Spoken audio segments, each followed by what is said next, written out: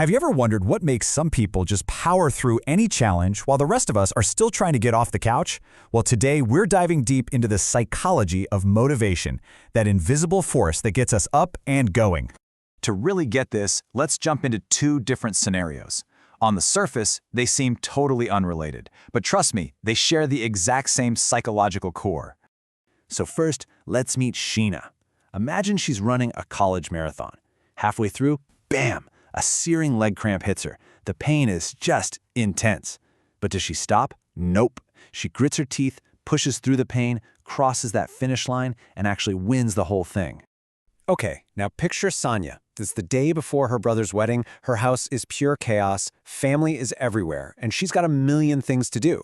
But somehow, in the middle of all that, she finishes a super important work report and gets it to her boss right on schedule. So, what is it? What's that invisible engine that kept both Sheena and Sonia going when it would have been so much easier to just give up? Well, that force, my friends, is motivation. So in this explainer, we're going to get a full picture of what motivation is all about.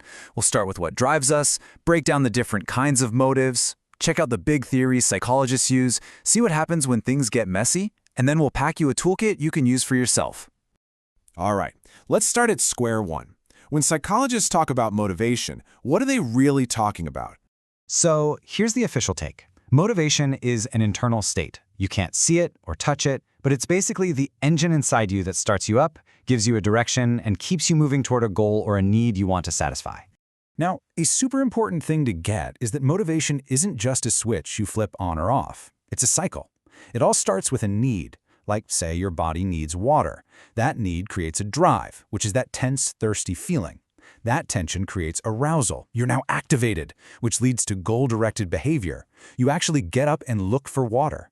Then comes the achievement. You find water and drink it. And finally, you get a reduction of arousal. That thirsty tension goes away. The cycle is complete, well, until you get thirsty again. And to really understand that cycle, you have to know how these three key pieces work together. The need is the biological reality. Your body is low on water. The drive is the psychological feeling that comes from that need. You feel thirsty. And the incentive, that's the external carrot on a stick, the sight of a nice cold bottle of water that pulls you forward. They all team up to make the cycle spin. Okay, now that we have the basic process down, let's start sorting our motives into different buckets.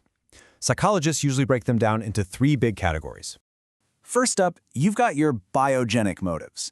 These are the basics, the ones hardwired into our biology to keep us alive. We're talking hunger, thirst, that kind of thing. The whole point of these motives is to maintain what's called homeostasis, basically keeping your body in a nice, balanced, stable state. You know that feeling when your stomach starts growling? That's a biogenic motive kicking in, telling you to go get some food and get back to balance. Next, we have psychogenic motives. Now, these are also innate, but they're not really about immediate physical survival. These are the psychological drives that make us want to understand our world and interact with it. Think about a kid who takes apart a toy just to see how it works. That's not about hunger. That's the pure motive of exploration. This category also includes our drive to get good at things, and that big one, our push to become the best version of ourselves. And finally, there are these sociogenic motives. These are the ones we learn from our family, our friends, and our culture. They're things like the need for achievement, the need to have strong friendships, or the need for power. So if you know someone who's always working late, trying to climb the ladder, they're probably running on a very high need for achievement, a motive that was shaped by their life experiences. So we have the process and we have the types of motives. But how does it all actually work? Well, over the years, psychologists have come up with a whole bunch of theories to try and explain the mechanics behind our motivation. You've probably seen this one before. It's maybe the most famous theory out there, Maslow's hierarchy of needs. The idea is simple, right? He pictures our needs as a pyramid.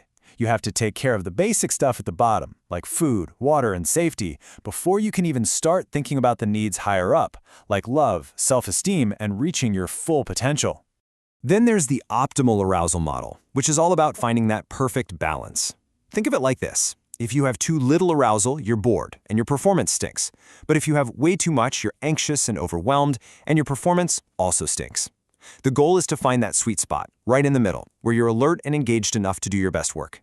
And, a lot of these theories get really specific, especially when we talk about motivation at work. Herzberg's theory says there are things that make you happy at work, like a sense of achievement, And then there are separate things that just prevent you from being unhappy, like decent pay. Alderfer's ERG theory kind of simplifies Maslow's pyramid, and McClelland's theory is all about those learned needs we talked about earlier, achievement, affiliation, and power, and how they predict what kind of jobs we'll be good at. But let's be real, motivation isn't always a smooth, easy ride toward a goal. What happens when you hit a roadblock? Well, that's when things get complicated and we run into frustration and conflict. So, frustration is that awful feeling you get when something, or someone, is blocking you from getting what you want. It could be something in your environment, like a massive traffic jam when you're late, or it could be something personal, like just not having the skills to do something yet. And this state is really important because sometimes it can bubble over into aggression. And a lot of the time, that frustration actually starts inside our own heads. It's called conflict, and it's what happens when you're being pulled in two different directions at once and you're forced to make a choice. Psychologists have broken these down into 4 main types. An approach-approach conflict is a good problem to have. It's choosing between 2 things you want, like 2 great job offers. An avoidance-avoidance conflict is the classic stuck between a rock and a hard place, choosing between 2 things you don't want. Then you have approach avoidance, where one single choice has both good and bad sides, like a promotion that comes with more money but way more stress.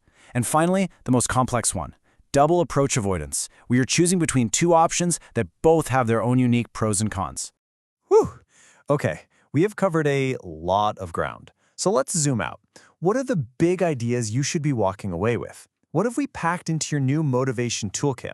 Well, you're now equipped with a solid framework for understanding what makes people tick, including yourself.